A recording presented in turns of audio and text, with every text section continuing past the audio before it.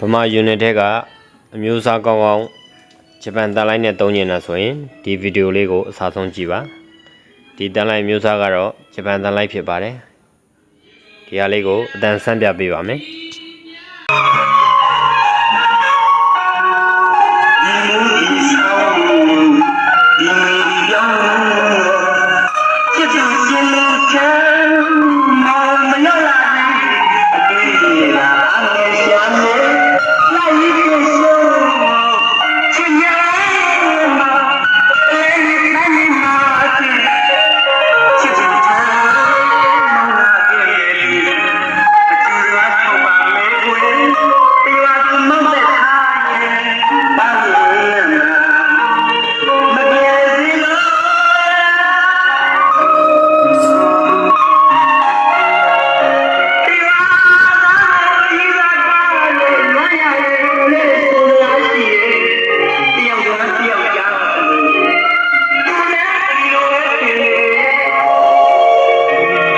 ရှိတယ်သူကဟုတ်